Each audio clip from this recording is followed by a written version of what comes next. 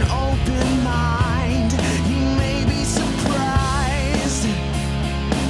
Yeah, gotta get away from this illusion for the sake of the world. This delusion, it's gotta go.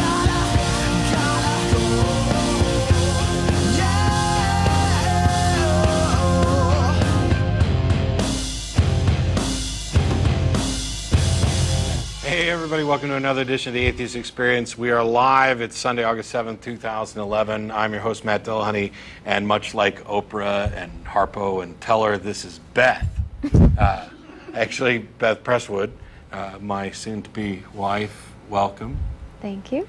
We had a mix-up in the schedule. Jen couldn't do the show today, and while we were dancing around trying to find somebody to fill in, I just said, no, Beth, you can do it today. And she was like, yay, kind of. So how's everybody doing? As a reminder, this is a live public access television program. We'll have the number up where you can call into the show soon, although I see that all of our phone lines are already busy. So if you get a busy signal, hang on. We're probably just going to take calls throughout the entire show today. We're sponsored by the Atheist Community of Austin, a nonprofit educational organization promoting positive atheism and the separation of church and state. You can find out more about the ACA by visiting our website, www.atheist-community.org, and you can find a frequently asked questions page there, links to forums and ways to interact, email addresses, tv@atheist-community.org, calendar of events, including things like the Bat Cruise, which is coming up October 1st, and a few other odds and ends. If you don't get through or you don't want to get through on the phones today, you can email tv@atheist-community.org. We do try to read all of them. We cannot possibly answer all of them, but we do appreciate the feedback. In addition to this program, the ACA also sponsors an internet podcast called The Nonprofits. That's PROPHETS, and you can go to nonprofitsradio.com for more information.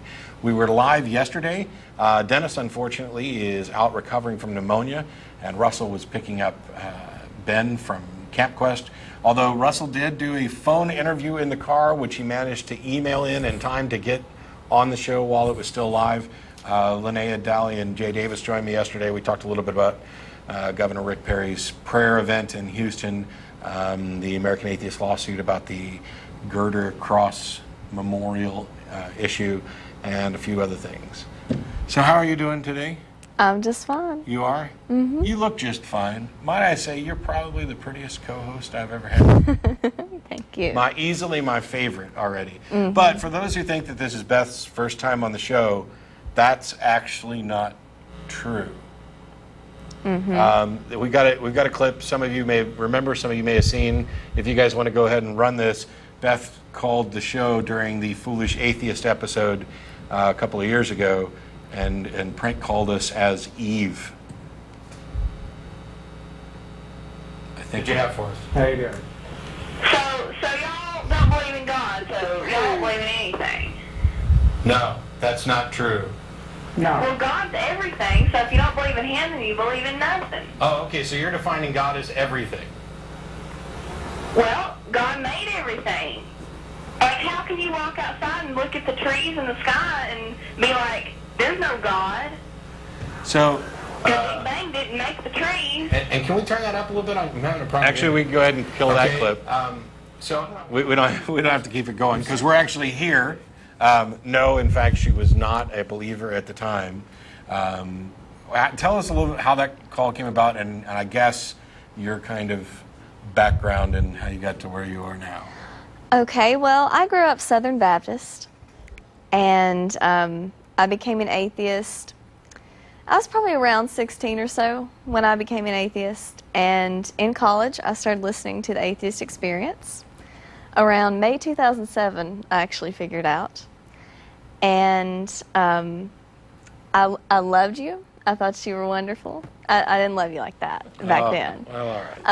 But I thought you were awesome. I thought the show was awesome, and everybody else in the show was great. And I started contacting you. I sent you an email. I actually made a blog writing about atheism and my own experiences that I don't write on anymore. But me and Russell cooked up that little prank call just as something fun to do. And I basically just said what Christians around me would have said. I mean, I've heard every bit of that before. It was not anything different. It wasn't anything made up for the show. It was actual answers. You were putting on the same sort of hat that you would have worn when you were still a believer, or at least the hat that other believers around you probably wore. Yes. Yeah, it's the same type of thing. I mean, there was nothing. Russell was trying to see if I could figure out that I was being prank called. And I believe at the end of the clip I mentioned that I didn't think that you were for real. Long story short, we're getting married in October, which I've talked about before. So, you know, if you see a call-in show and you happen to kind of like the host, maybe prank call him. Who knows what might happen? You never know what's going to happen afterwards.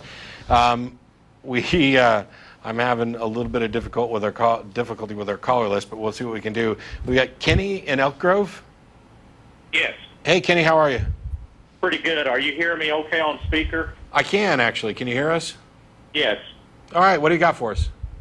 Well, I wanted to talk to you about the nature of faith, as I understand it from the Bible. I've been watching some of your videos, watching your program, and my faith, I think, is different. Breaking up. Hey, Kenny, you're breaking up. We heard you fine. I don't know what changed. Okay. I don't know what changed either. Can you hear me okay now? Yeah. Yes. Try Okay, again. You were talking about faith. Great. I'm off speaker.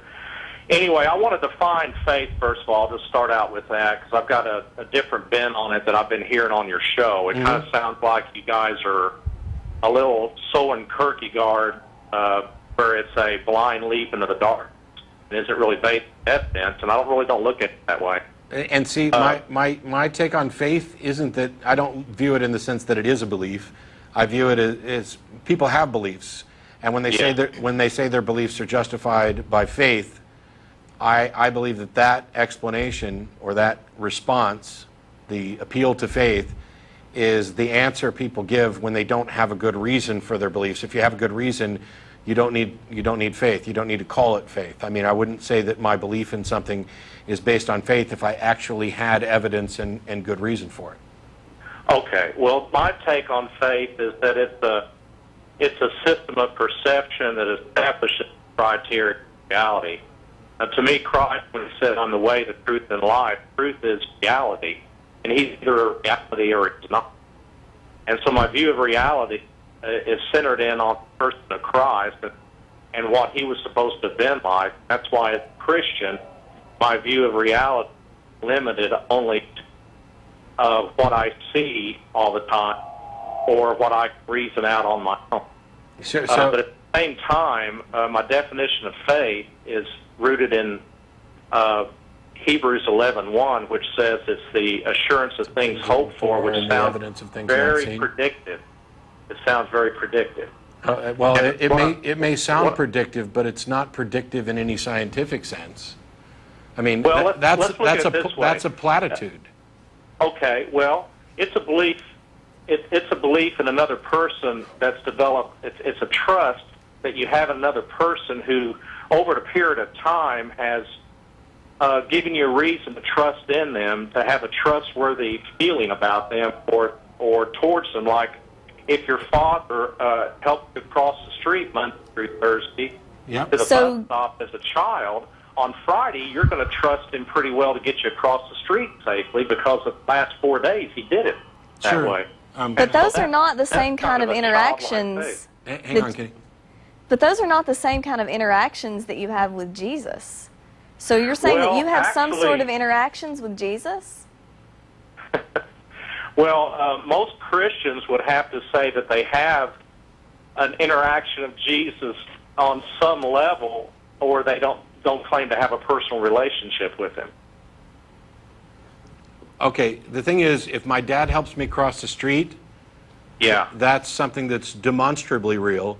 The type of things that you associate with your relationship with Jesus are not demonstrably real. Well, let's look at that again. If they took 1-year-old babies and they put them in front of a machine that they would feed a ball through down a ramp, and it would swing around and go into a hole, and they kept sending these balls in sequentially, one after the other, And the baby would sit there and watch it and smile and everything, and then when they introduced the ball randomly from another hole or another inlet, all of a sudden that ball would cut in line, and that baby would just shudder. Its whole body would shake, and it would go blank, and it would have a reaction to that sequence being interfered with. And they would do this repeatedly and repeatedly with baby after baby, male and female, different cultures, different backgrounds of the babies, and almost unanimously these one-year-old babies could see a sequence, and they could trust in a sequence.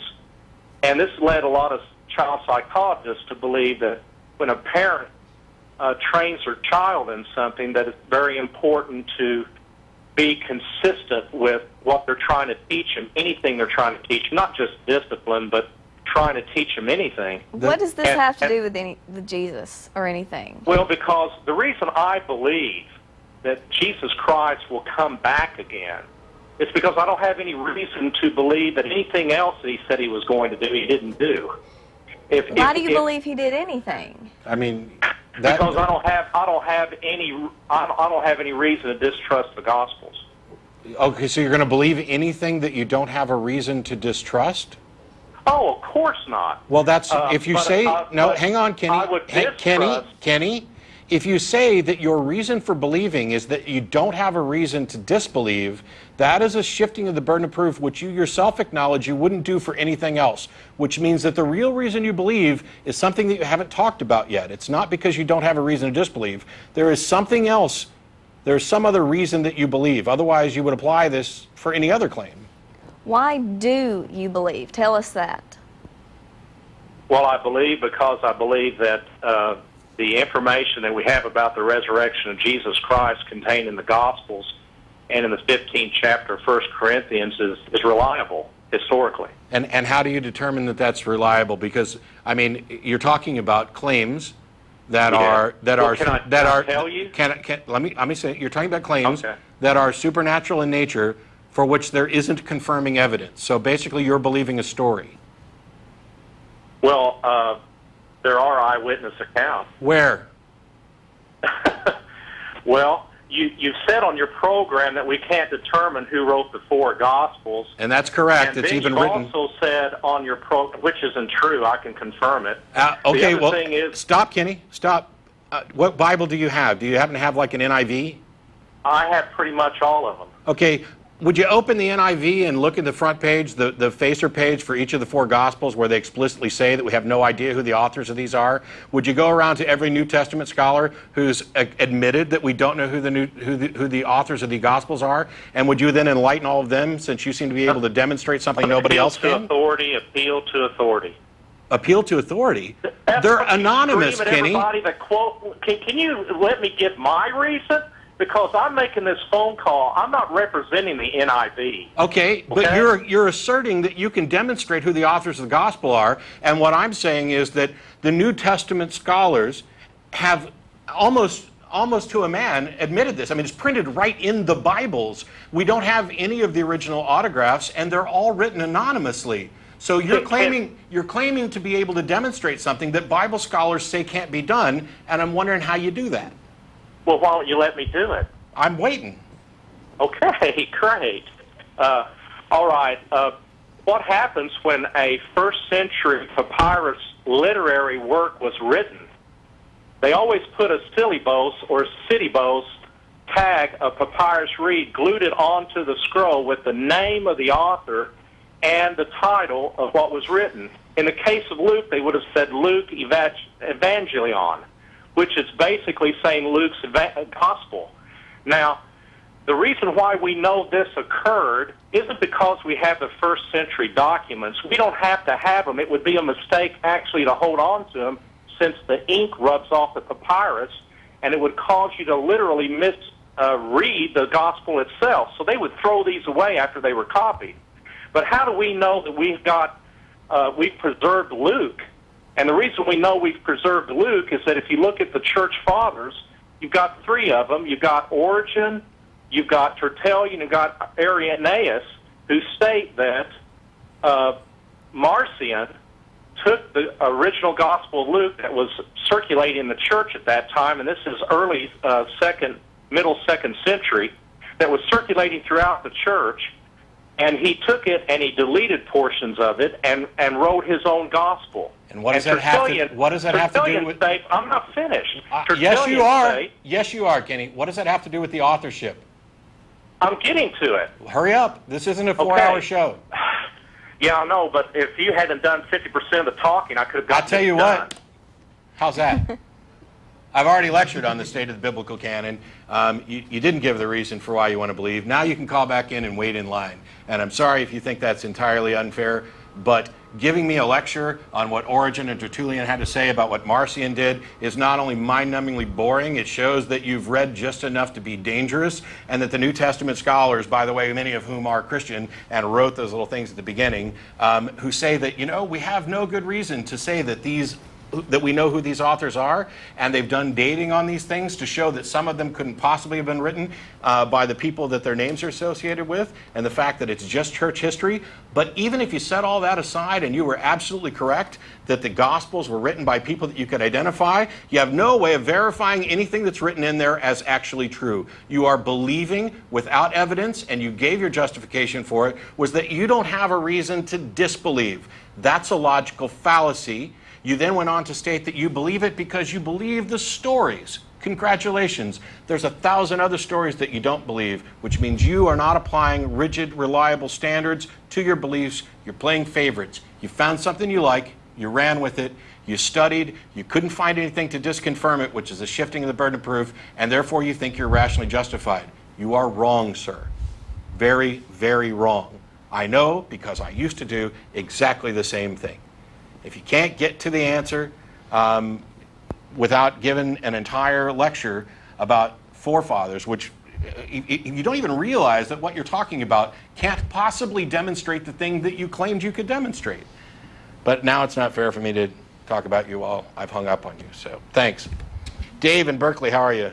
Hello there. Hi. I am so happy to be on. I've been watching on YouTube for like forever. Thanks. And I have some, I guess it's like, I'm a theist, I'm an atheist, and I have some suggestions. Many times when you've had someone on, let's say you mention, the Bible condones slavery, and they say, I don't believe that, and you say, look in Leviticus, and it would really be good if you would have the actual, the actual verse and chapter to tell them, because it is so powerful when you go and read the Bible, and I've done that. Well, I guess there's sometimes when I guess I've seen some things when you haven't. Sure. Sometimes I give chapter and verse, and sometimes I don't. You know why? Because I no longer have it all memorized, and it doesn't matter. It's not my book. Yeah. Anyway, what I'm doing for me is I'm making a Word document where on the first page I have the headings, and then they link, using bookmarks and whatever to the rest of the document. So if I wanted to do more, it pops down to a page or two on that. Another thing I haven't ever heard, I've heard that you mention the killing of children who are abusive to their parents. And Christians, of course, say, oh, that's in the Old Testament. Are you aware of Mark 7:9-13, where Jesus essentially takes that particular law and says, "Hey, you guys aren't abiding by this." Yeah. So there's Jesus in the New Testament reaffirmed. I don't normally get the. I mean, on the rare occasion that I've talked about, the instruction to stone children, I usually don't get, well, that's just the Old Testament. I mean, we've spent quite a bit of time talking about how the New Testament is worse, actually, than the Old Testament, and doesn't distance itself from any of the bad things in the Old Testament. Right, yeah. So, I don't know. I mean, we have been doing the show for like 13 years. Oh, I know. So, you've heard about everything. But my big thing is that, go ahead. I'm sorry. I wanted to go off on another subject because you answered that. The other one is evolution, and something I found out about recently, and I don't you probably have mentioned it on your program, but I haven't seen it in the various things that I've seen. And that is when trying to, people say, well, you don't see evolution today. Are you familiar with ring species? Yes. I am. And, Okay. and she's a microbiologist, but yeah, we've spoken about that too. Okay, so you've talked about that. Oh, yeah. Because, again, I haven't heard We've talked about, I think, probably everything. I know. There are some things that we're not going to talk about, and we're not going to spend a whole lot of time on, because evolutionary understanding, while incredibly beneficial and significant, doesn't have anything to do with whether or not there's a God. That's right. Oh, I understand.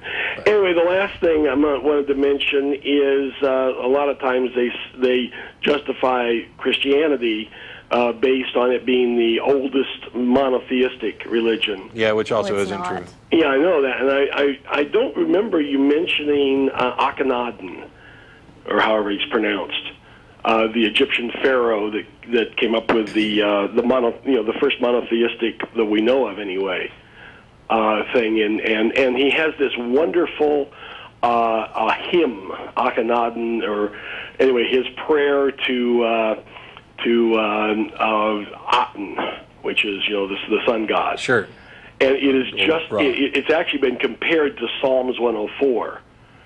And it's just amazing when you go there. I mean, he made everything. This is again this Egyptian guy that created this monotheistic religion, and he's talking about it creating everything, including other countries, other peoples. Sure. And I can tell you, I mean, obviously you're probably having discussions with people who are different and come up with different responses than I deal with, but I can tell you why I don't, if it matters or if it makes any difference, and that's because I don't care.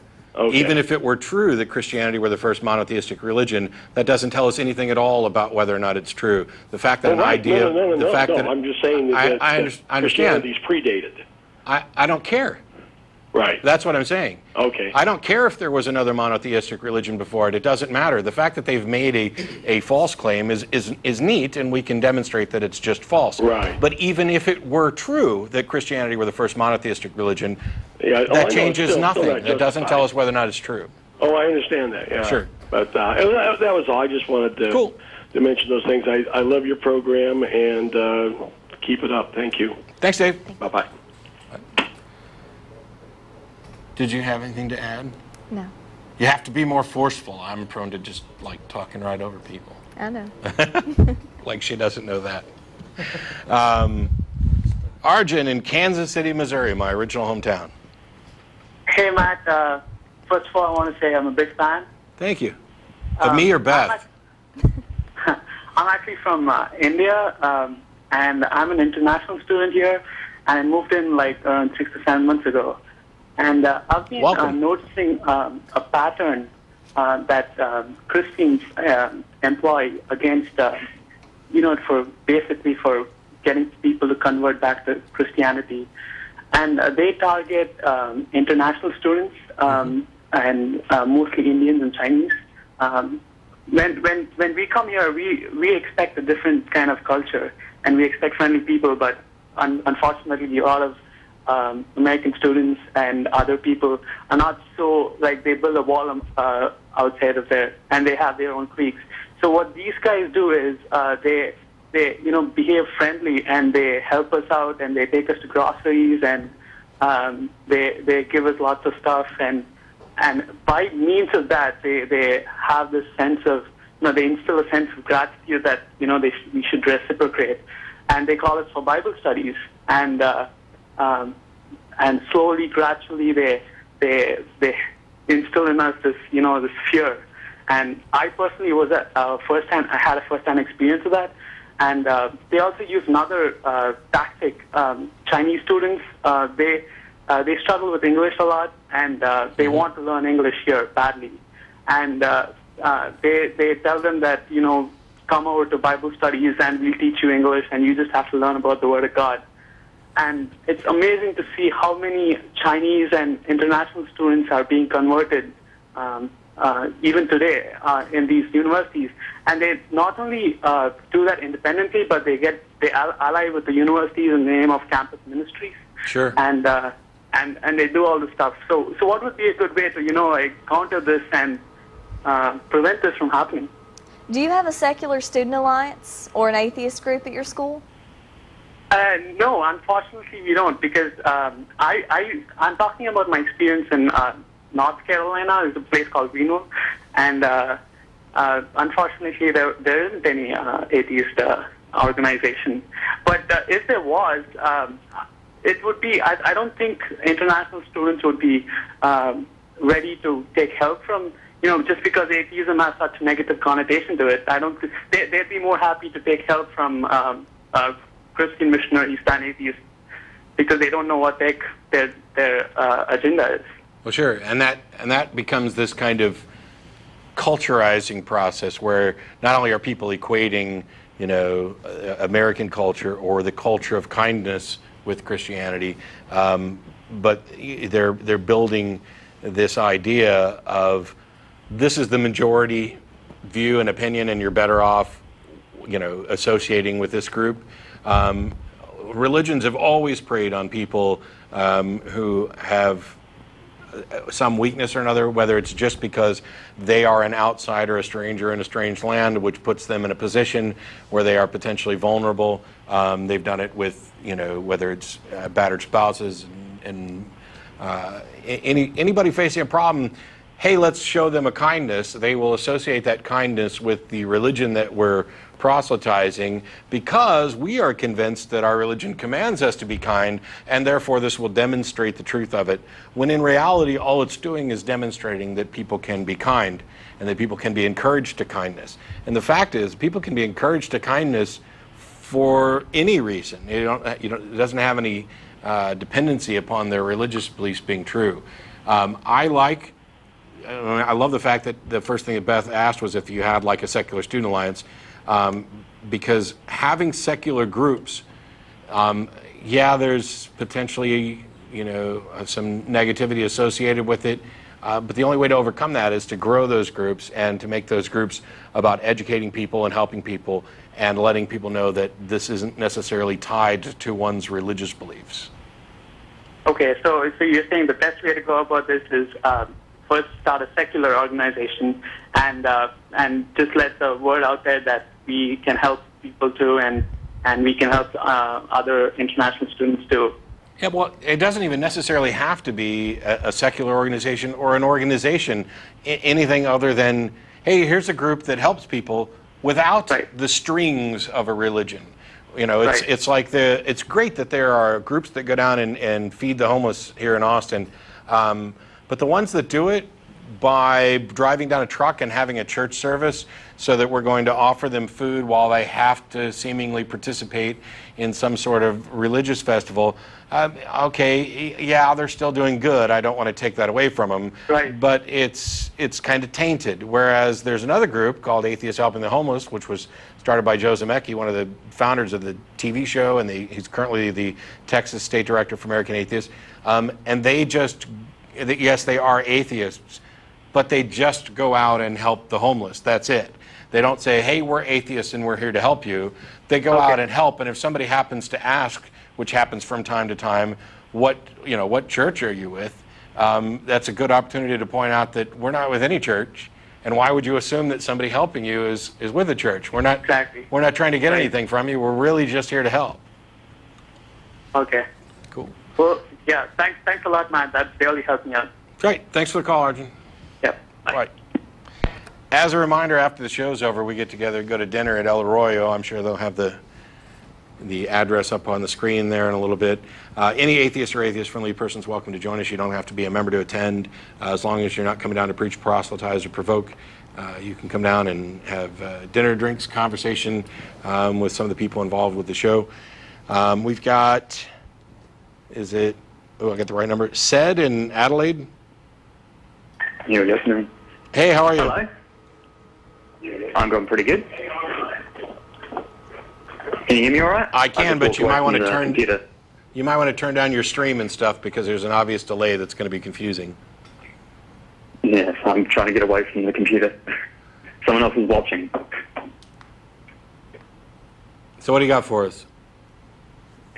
I just wanted to know, what do you do when you, I can hear an echo on yours. You may hear an echo. You may hear an echo anyway. There may be nothing we can do about it. If it's too bad, just ask the question and we'll try and answer it. Okay, I'll just get to it then. When you get into an argument with a theist and you corner them and you get all your logical arguments out, and then they propose a solution where you could say something that would disprove their God, and you might even provide that kind of evidence or not, and it doesn't matter what you do, they just flop and they'll go into that I believe because I believe thing. Yeah, you mean like Kenny did earlier? Start paying them out. Oh, what was the question again? When do you start accuse, like, just, what's the word? You just treat them bad. I'm not following what you're... Get your point across in a mean way. When I'm still not getting your question, I'm sorry. When they just won't argue properly, when do you insult them? I don't... When would you? I don't... I prefer to address the ideas, which I will happily say are stupid, and I don't necessarily ever seek to directly insult somebody, although I'm sure that I have on many occasions, but I don't see that as a part of the strategy or any goal or any time where it's I've been up in conversation. I don't mean like say something horrible to them. I just mean try to tell them that they're being ignorant. Oh well, that I'll happily do, because I don't think that that's insulting. Telling somebody that you think that they're being stupid about something, and you're actually, or that they're demonstrating some ignorance, or they've made a terrible mistake, is not something that I find is necessarily insulting of the individual, because it's true for all of us quite frequently. That there's a billion things that I'm ignorant of, and there are things where I've made stupid decisions. I'm diabetic. I don't always eat the way I'm supposed to, which makes me put on a bunch of weight. And if somebody came up to me and said, "Why are you being so stupid to go out and eat like this?" I don't remotely feel that they're insulting me. They're using a word that is accurate in describing what I'm doing. The difference is that I recognize it right off the bat. I recognize that they're going after a particular position of mine or something that I've done. And so I will do that quite often when in discussions. I think it may make some difference as to what kind of discussion you're in. I'm in an environment that's different from anybody watching the show. I doubt many of you are engaging in arguments with people or discussions with people about what they believe where there are potentially hundreds of thousands of people watching this. And so I will do things on the show not because I'm ever trying to convince the person I'm talking to, but because that information gets out there, lives on the web, hundreds of thousands of people will watch it, and somebody out there may benefit from it. So I'm just trying to present the best arguments I can. There's always going to be somebody who thinks that you were too nice or too mean, no matter what you say. And because we're talking about issues that strike really close to home, that affect how people identify themselves, there are always people who are going to get very upset about this and feel very insulted, even if your intent wasn't to insult them. Yeah, the very act of questioning their religious beliefs is going to be seen as mean by lots of people. You've just got to not be egregious about it. Go ahead. Yeah, just because I'll watch Christopher Hitchens' videos, and he'll, someone will say something absolutely outrageous about genital mutilation, and he'll just respond completely honestly, not only calling them ignorant, he'll just say something about how it's disgusting, and he'll relate it to something equally as revolting, but they won't be able to see it that way until you show them that it's that kind of revolting. Yeah, but I don't know that, even as kind of as acerbic as Christopher is, I don't know that I see him attacking people that much. I see him attacking ideas quite a lot. And so I think there's a distinction. Now that doesn't mean he hasn't, you know. And quite frankly, there are many times where I've told somebody, okay, now you're just being a moron. And the difference is that I don't see that as a summation of that person's entire character. I'm talking about it within the context of this issue. Because, for example, Francis Collins is, by all accounts, an intelligent, responsible, good scientist who was the head of the Human Genome Project and now is an advisor to the president, etc. And yet he believes in the Christian God, specifically in the concept of the Trinity, because while out on a walk one morning he saw a waterfall frozen in 3 different streams.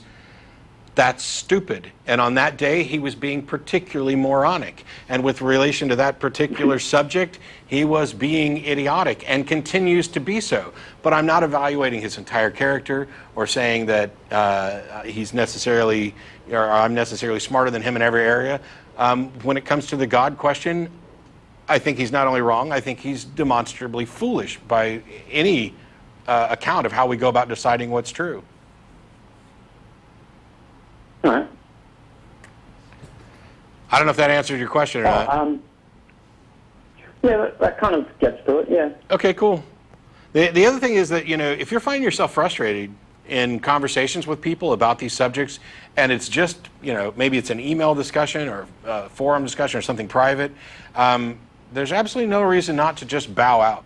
I mean, earlier we had the call from Kenny where it would have been nice. I mean, ostensibly Kenny called in to talk about his view of faith. And right from the get-go, we have a completely different view of what faith is. And then he tried to, justify his beliefs, but it was kind of a dance where he started to present evidence that couldn't have possibly demonstrated what his claim was, and he didn't recognize that. Yeah, it's like asking your question about, how do you deal with these things? When do you get quote unquote insulting? Is a lot like asking whether or not it's valid to interrupt people, because it's seemingly very rude. And if you go back and watch my early episodes on the show, I tried really hard not to interrupt people. And what ended up happening was somebody would call in and they would speak for 5 or 10 minutes before we'd get around to actually challenging them on a point. And we'd need to challenge them on one of the very first things they said, because when you're building an argument, you're starting with premises and you're working from there. And what I found would happen was when I would go back to challenge the early premise, they'd say that they didn't say that, or that I'm misrepresenting what they said, or that I'm getting the context wrong, or that in fact they did say that, but what they really meant was this, and then they would go on to talk for another few minutes, building up another argument to the same point, without ever acknowledging that there was some mistake or anything else. And so because of the time constraints in the show, I have taken to, I am going to, rude or not, interrupt you at the first point where there is disagreement, because allowing someone to continue beyond that is a waste of time with respect to the show. If somebody wants to email me with their long dissertation, where I can actually go back and insert comments at specific points, that's a different format. But as long as we're on the show, I pretty much am forced to interrupt or have the show wasted by people who just want to preach. All right. Cool. Oh, can I add, I just thought this was really cool. I managed to get my own mother down from the Bible is all true to it's got some truth in it. Wow. I know, right? That's actually a pretty big step. Yeah. Because I'm happy to say it's got some truth in it. So evidently she agrees with me. Yeah. That's a big step. Thanks, Dad. I appreciate the call. We got Jake in LA. How are you? Hello? Hello. Is this Jake? Yes, it is. How are you? Hello, Matt. I'm doing good. I just want to say I really enjoy the show, and I really appreciate what you guys all do. My question revolves around a recent video of Sam Harris on YouTube where he talks about how there's no moral justification for eating meat. And I've heard you talk about this like once before, where you said that there's no good reason to not eat meat. Yeah. I'm just curious on what you think about Sam Harris's response. Sure. I heard Sam Harris's comments, and they seemed, I'm recalling them differently than what you're recalling. I think he conceded that there may, in fact, be moral arguments that oppose eating meat, but that he continues to eat meat because seemingly he's unconvinced by those arguments. My position is that I don't necessarily see it as a moral issue at all, because I don't necessarily have all animals on equal footing. And I find it kind of absurd that people do so, because all they've done is draw the line a little further down the line. I don't have an objection to anybody who's vegan or even vegan for ethical reasons or vegetarian or what have you, until they make the claim that everybody should be because it's a moral issue and you're immoral if you eat meat, because I remain unconvinced of those arguments. I'm not even convinced that they mean the same thing by moral that I do when they start talking about this. But well, the video that I'm referring to, he did admit that there is no moral justification for eating meat. He also said that he was a vegetarian for 6 years and yeah, it's the same video I saw. Went back to eating meat. So yeah, it's the same video I saw. Okay, well, I was just curious on because I thought that was a pretty good reason. A person like Sam Harris, who's studied a lot of this philosophy, admitting that there's no justification for it. And I think that's a shifting. I think that's a shifting of the burden of proof. I don't think that, you know. I mean, it depends on which side you want to weigh rights on, and right. I don't think I need an argument to do something. I need an argument not to do something. That's, by the way, how we go about establishing almost every right that we afford to anybody, is that we begin with the presumption that you have every rights except for those which we limit for good reasons. If we only had the rights that were enumerated, we would have very, very few rights, because we would have to go through and justify everything that we wanted to do. And it's the same thing with the Bill of Rights. When we wrote up the first 10 amendments, there were people who were concerned that in the future someone would look back and think that because we specifically enumerated these 10 things, that they would be the only rights that we would have. And there are people who have tried to make that argument. And I'm of the position that that the proper application of freedom with regard to morality is that you have every right until there is sufficient reason to eliminate that right. Okay, great. Well, I appreciate the answer, and yeah, I just wanted to hear your comments on his video because I thought that was a pretty big thing for him to admit. So. Yeah. Sam did an AMA for Reddit, which was pretty cool because he did a video one. So, thanks for the call. Well, thank you. Okay, bye. Did you have anything to offer on ethical veganism? I eat meat. I don't think animals have the moral status of humans, and everything has evolved to eat everything else. Oh, that's a naturalistic argument. But I'm marrying her anyway. We're like 15 minutes from the end of the show. And as a reminder, that you can always visit the website, www.atheist-community.org, for more information about the group, frequently asked questions. I'm waiting to see. I am now, evidently, I have hung up on the one potential theistic caller. So hopefully we've got more on the line. We've got Greg in Nashville. How are you? Hello? We have lost Greg. I'm still here. You are? Then you're on the air. Okay, great. Sorry about that. It's good.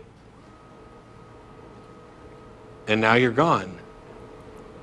Evidently, we're having some problems with the phones. I don't know what the deal is. As a reminder, if you're calling into the show, and I know that the cell phones allow people to make calls, especially long-distance calls, for free, and a lot of the calls we get are long-distance. Cell phones seem to do really poorly with the phone system in the public access studio. So if you've got a landline, that would probably be preferable. The other thing is, make sure you turn down the stream if you're watching the live stream. Move away from it, move to another room, try to make sure there's not a lot of other noise. I don't know where all the issues are coming from, because some calls are working and some aren't, but we'll try. Darryl in Sikeston, Missouri. Yes. How's it going? Hey, fine. How are you? Pretty good. First off, I want to thank you guys for spreading the message of freedom of speech, freedom of thought, and all that good stuff. Well, thanks for supporting it. Yep. I'm a veteran and from 3 tours over to the Middle East, and believe in standing up for the right of all Americans even the atheistic community, even though they are the smallest percentage of Americans that exist. Actually, the atheist community aren't the smallest percentage of Americans exist. There's more atheists than there are Jews. Oh, really? Yeah. I was not aware that the atheists outnumbered the Jews. Yeah, and quite a few more, actually, depending on how you put the labels on. Yeah. The non-believing community could be as high as 15% of the population. Yeah. Well, see, myself, I don't call myself atheist or theist because I've got kind of my own individual view and take on God and the afterlife and Bible and everything like that. Basically, what I'm thinking is 2,000 years ago, roughly, is the best that the religious texts were written, roughly, right? Which religious texts? The most recent that is mainstream, other than the golden text of the Well, Mormons. Yeah, I mean, you've got the Mormon texts. So, first of all, you got Scientology stuff, and then before that, you've got Mormons, and then you've got the Quran, which is about 700 years old, 700 to 800 years or so, and then you have some of the New Testament writings, which range from the late 1st century to several centuries later, actually. So. All right. Well, what I'm what I'm looking at is we're the same human race that lived 2,000-3,000 years ago. In what way? In descendants. We're not the same people, but we're the same animal that lived 2,000 years ago. Okay. Maybe a little bit more physically evolved and mentally evolved. However, we still are the same animal species that lived 2,000-3,000 years ago that claims to have seen God. Sure. Understand what I'm saying? Sure, pretty much, I guess. Yeah. So if God is going to come back 2,000-3,000 years ago and show himself to people that needs faith to see him, and they make that same argument today that we must not see him in order to have faith, what's the difference of those people back then make them any more special than those of us today? I don't know. I've said before that if a Damascus Road experience was good enough for Paul, why isn't it good enough for me? Exactly. You Yeah. know, I mean, if I'm not saying that there's not a God. I'm not saying that there is. I'm saying that if there is a God, we are highly unlikely to meet him, even if he does exist. And even a higher unlikely percentage that he intervenes in day-to-day life. So pretty much, I guess I've got a deistic view to where if God does exist, he created the universe, threw it off to the side, and let it go on about its own little merry course, and has no intervention for good or evil or punishment or reward of any of our actions. Well, then why even believe in the God? It's not really a belief in the God. I'm just saying that if he exists, there is no way to prove either way. Yeah, but so in other words, but we don't have to prove either way. Exactly. No. I mean, you said exactly. When I'm kind of disagreeing with you a little bit, in that the atheist position doesn't require a disproof of the claim that a God exists. Right. That's what I'm saying. So basically, the atheists refuse to play the game. Well, I mean, pretty much. By the practical definition of atheist, unless you actually believe that this deistic God is there, then I would say you're an atheist. And the only thing that you've said is that if this God exists, it's, blah, blah, blah, blah, blah, describe a deistic God. But you haven't said that you believe it. Well, that's because it doesn't matter what I claim or disclaim. The fact that human race is basically built on Pascal's wager, which is on the spectrum from one end believing yet denying for whatever reason, on the other end denying yet believing in claims. You know what I'm saying? It doesn't matter what I say, it's what I actually think that matters. So I can sit here and say, no, I don't believe in God at all, and it doesn't matter if I actually think that. I agree that, Well, all right. No, I don't. First of all, you seem to mean something different by Pascal's wager than what I'm familiar with, but let's set that completely aside. I think that beliefs matter. I think it matters what people believe because beliefs inform our actions. But I also think it matters what people claim to believe because you don't live in a vacuum. Not only do your beliefs have an effect on other people, but what you claim to believe has an effect on other people, which is why we have this issue where there are pastors still in the pulpit who are actually atheists but claim to believe in, for example, Jesus, and why we have this issue where people are running around claiming to believe in something that they don't actually believe and don't have any good reason to believe, but they believe in belief, and so they are making a claim which influences other people and keeps. You were convinced that when you called that atheists were the smallest minority, which not only isn't remotely true, but it shouldn't be the case. And if people were honest about what they actually believe, not only would there be more open atheists, but we would be able to kill off this kind of the critical momentum that arrives from people making claims about things in order to encourage other people.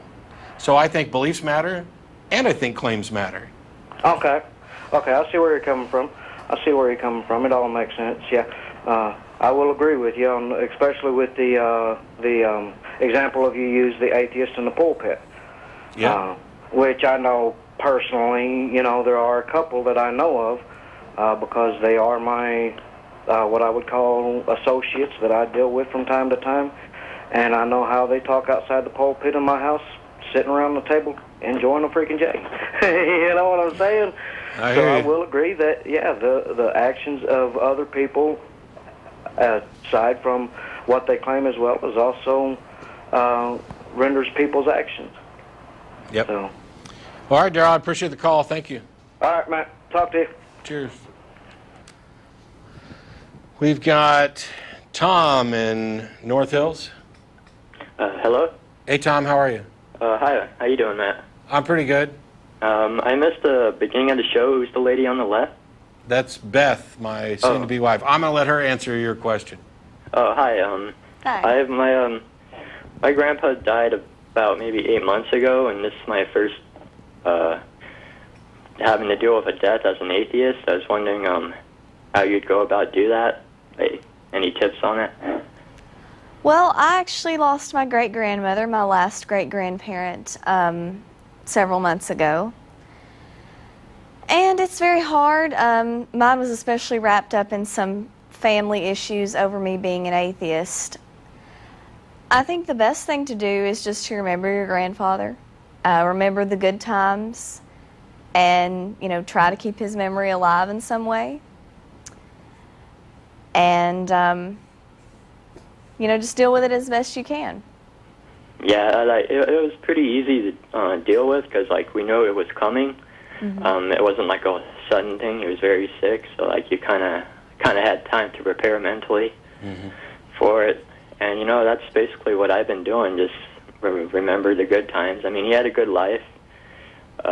He ran a business for, 40 years, and he was pretty successful with that. I'm very sorry to hear about your loss. Yeah, that's okay. When it happened, I wasn't too emotionally sad, but since I wasn't very sudden, I knew it was going to happen. Yeah, I think obviously there's some potential benefit to seeing something coming in that allows you to kind of build up and prepare. And I think that may be the most important thing that we should try to spread around and teach people just across the board is we've done a really terrible job as a culture, and I blame this a lot on religion, with teaching people how to deal with death and dying by making up what is, for all intents and purposes, fairy tales about afterlives. We've deprived people of the ability to learn to deal with and cope with reality on reality's own terms. If instead people were raised with the understanding that death is an inevitability, at least to the extent that it remains one, and that they probably weren't going to get to see their loved ones again in an afterlife and perhaps make up for wrongs there's the potential that people would treat each other better, and that when people had to deal with a loss, it would be much, much easier. Not easier in this. I think we've made it easy by giving people a mechanism to set aside their grief in favor of a fairy tale. I don't mean easy in that sense. I mean easier in that recognizing the reality will have allowed us to have led the kind of life where we will have built up the memories that we cherish, and we will have known that we were going to want to and need to cherish these the whole way through, so that even if there's a sudden unexpected death, as traumatic as that can be, and I can't pretend to understand somebody's grief when something like that happens, we would be better equipped for it, I think, than we would with the fairy tales that religions have offered. Yeah, I think that's part of the reason why religion's so popular, because people are looking for answers after death. Yeah. And they give them false hope, because obviously it's someone's dying in front of you. You're not going to say, well, in a couple seconds you're just dead. You're going to promise them anything and everything. Afterlife and keep living on. You asked about, how you would deal with the death now that you're an atheist versus a Christian, but that's the thing. I don't think the Christians, at least the ones who are very big on heaven, deal with it. They just put it off. They're like, I'm sad, this person's gone, and I'm going to put all that away, and I'll see them in heaven, I'll see them in heaven. I mean, practically, they do have to deal with the loss, like they have to go on with their life without that person being right there. But I think emotionally, they just kind of stop, and they shelve that until we get to heaven. Yeah, they kind of like repress it or something, right? Yeah, they're not dealing with it in a lot of ways. Yeah. Which I cannot say, as I don't claim to be an expert, could actually turn out to be the best thing you could ever do. I just don't happen to think that that's the case. I think that we're all much better equipped the more our inner model of reality matches the reality that we actually live in. Imagine all the things that we could do or you might do different in your life if you had a really accurate understanding of life and death and the process and the fact that it could happen at any time. I'd call and tell them I love them more. People say that all the time. Oh, if I'd have known this was coming, I would have done this. And it may be the case that by teaching people how to deal with these things differently, how to deal with them in terms of reality, not only would they have potentially done those things, but they would never get to a point where they would look back with regret. That's not to say that people are perfect. Obviously we're always going to have people mess up. Unfortunately, we're completely out of time. Oh, okay. I appreciate the call, though, but I got to let you go. As a reminder, the folks involved in the show are probably going to El Arroyo after this is over with. There's the people on the screen there who actually work behind the scenes to make the show possible. Thanks to my lovely future bride for filling in at last minute's notice. And we'll see you all next week. Bye-bye.